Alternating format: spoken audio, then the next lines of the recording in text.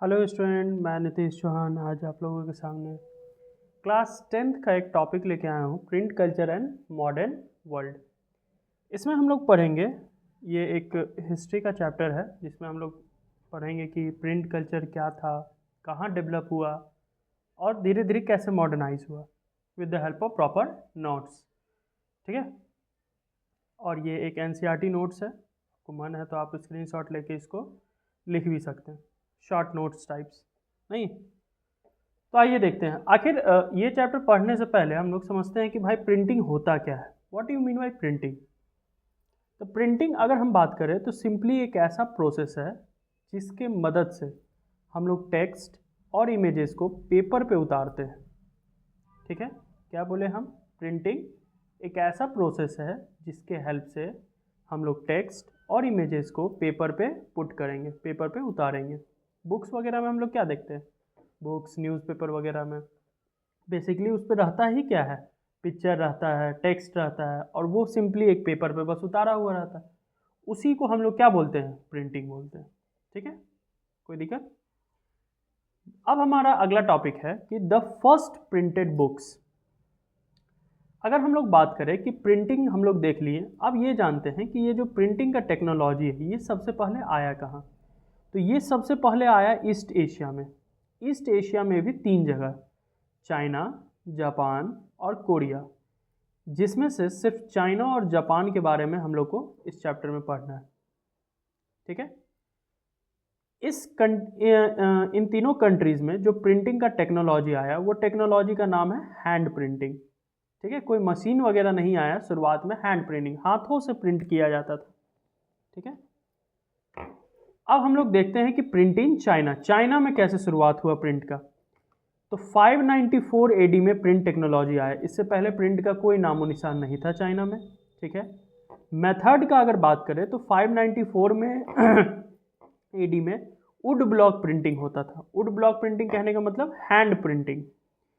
अब would block printing देखिए क्या होता है, हम लोग थोड़ा डे टू डे लाइफ में देखते हैं इसका एग्जांपल। आप लोग देखे होंगे मोहर, मोहर जो हम लोग मारते हैं बुक्स वगैरह पे, या किसी देखे होंगे कि कोई जब सर्टिफिकेट वगैरह मिलता है तो उस पर मोहर मारा हुआ रहता है स्कूल।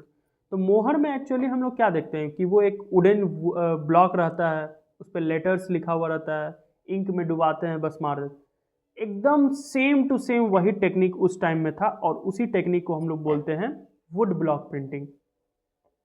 वुड ब्लॉक प्रिंटिंग में होता क्या था कि हम लोग टेक्स्ट और इमेजेस को प्रिंट करते थे पेपर पे, कैसे, रब करके। कैसे प्रिंट करते थे, रब करके। इससे पहले उसको इंक्ड सरफेस में, इंक में डुबा के किसी पेपर पे जाके रब कर देते थे, तब जाके टेक्स्ट और इमेजेस उस पर प्रिंट हो जाता था। और इसी मेथड को कहा जाता है हैंड प्रिंटिंग या वुड ब्लॉक प्रिंटिंग। अब इसका भी अपना एक डिमेरिट था। ठीक है, प्रॉब्लम क्या था कि उस टाइम के जो पेपर थे वो बहुत ही थिन और पोरस हुआ करते थे। क्या थे, बहुत ही थिन और पोरस हुआ करते थे। इसीलिए सिर्फ जो है ना एक ही साइड प्रिंट किया जाता था, क्योंकि एक ही साइड प्रिंट करते थे तो दूसरे तरफ भी छप जाता था। ठीक है, और जितने भी बुक इस मेथड से प्रिंट किए गए उन बुक्स को कहा जाता है एकॉर्डियन बुक्स। एकॉर्डियन बुक्स क्या होते थे, तो एकॉर्डियन बुक्स बेसिकली वो बुक्स होते थे जिसमें सिर्फ एक ही फ्रंट पेज पे प्रिंटिंग किया हो, उसके बैक पेज पे प्रिंट नहीं किया गया हो। ठीक है, तो वैसे बुक्स को कहा जाता था एकॉर्डियन बुक्स। अब बात आती है कि प्रिंटिंग तो आया, बुक्स भी छपा, लेकिन चाइना में जरूरत क्या था उस टाइम में, क्या जरूरी पड़ा जो प्रिंटिंग बुक्स होने लगे, बुक्स वगैरह प्रिंट होने लगे।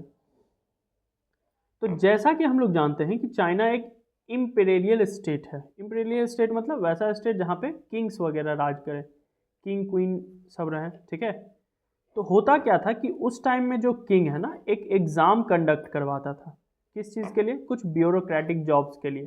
कैसे अभी यूपीएससी बीपीएससी वगैरह है, गवर्नमेंट एग्जाम। तो सिमिलरली उस टाइम के चाइना में गवर्नमेंट कौन था, तो किंग क्वीन हुआ करते थे। तो किंग क्वीन अपने लिए अपने जितने भी लोअर पोस्ट है उनके लिए एक एग्ज़ाम कंडक्ट करवाते थे। ऑब्वियस है एग्ज़ाम है तो बुक्स होंगे, बुक्स हैं तो स्टूडेंट लोग उनको पढ़ेंगे। ठीक है, तो इसीलिए पीपल क्या करते थे, बुक्स खरीदते थे और इस एग्ज़ाम का प्रिपरेशन वगैरह किया करते थे। ठीक है, समझ में आई ये चीज़। एक बार हम लोग फिर से देखें शुरू से, ठीक है। प्रिंटिंग टेक्नोलॉजी सबसे पहले कहाँ आया? ईस्ट एशिया में आया। ईस्ट एशिया में कौन कौन जगह पे? China, Japan, Korea. हम लोग को पढ़ना किसके किसके बारे में है? चाइना और जापान के बारे में। चाइना जापान में कौन सा टेक्नोलॉजी आया सबसे पहले प्रिंटिंग का? तो हैंड प्रिंटिंग।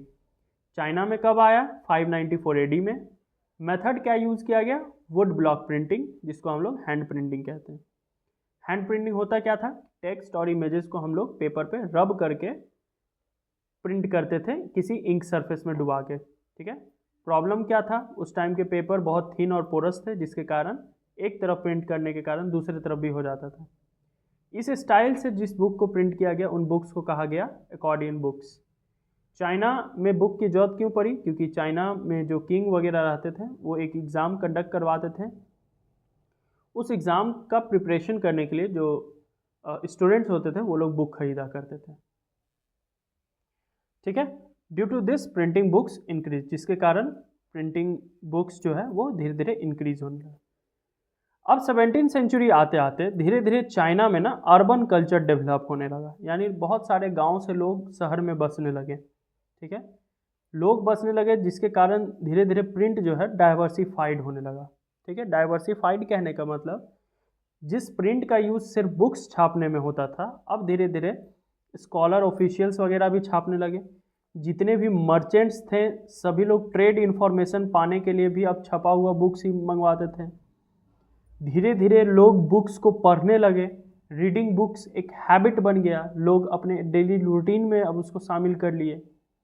अब लोग बुक पढ़ने लगे तो बुक का कुछ प्रेफरेंसेस भी आ गया कि भाई कौन सा बुक सबसे ज़्यादा लोग पढ़ते हैं, तो कुछ फिक्शनल नैरेटिव्स पढ़ते हैं, ठीक है। फिक्शनल नैरेटिव्स मतलब कुछ काल्पनिक कहानियों का बुक वगैरह हो गया, पोइट्रीज हो गया, ऑटोबायोग्राफीज हो गया, एंथोलॉजी ऑफ लिटरेसी मास्टरपीस किसी विद्वान व्यक्ति का जीवनी वगैरह हो गया, रोमांटिक प्लेज वगैरह हो गया। तो ये सब कुछ प्रेफरेंसेस आने लगे बुक्स में, ठीक है। धीरे धीरे जितने भी रिच वुमेन्स वगैरह थी वो लोग भी अब पढ़ना शुरू कर दी थी, वो लोग भी अब पढ़ाई में रीड बुक्स करना अपना एक हॉबी समझने लगी थी, ठीक है।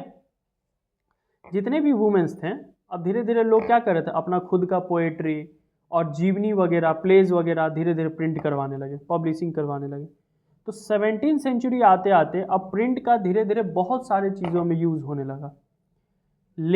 अब यूज़ तो होने लगा, लेकिन हम लोग यहाँ क्या देख रहे हैं कि जितना भी प्रिंटिंग हो रहा है वो किस मेथड से हो रहा है? हैंड प्रिंटिंग से।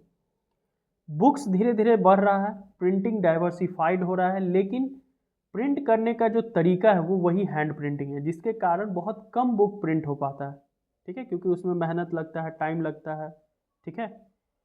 अब लेट 19वीं सेंचुरी का अगर हम बात करें तो लेट 19वीं सेंचुरी में हुआ क्या कि ये जो हैंड प्रिंटिंग है ये धीरे धीरे शिफ्ट हो गया मैकेनिकल प्रिंटिंग पे, यानी अब मशीन्स वगैरह आ गया प्रिंटिंग करने के लिए, ठीक है।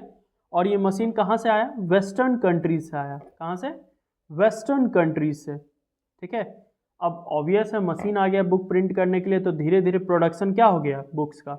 इंक्रीज कर गया, एकदम रैपिडली इंक्रीज कर गया। इंक्रीज करने के कारण चाइना में एक जगह है संघाई, संघाई क्या हो गया? एक हब बन गया, ठीक है। एक ऐसा हब जहाँ पे प्रिंट कल्चर ही खाली होता था, खाली प्रिंटिंग ही होता था, ठीक है। इसके अगले टॉपिक में हम लोग पढ़ेंगे कि जापान में प्रिंट कैसे आया।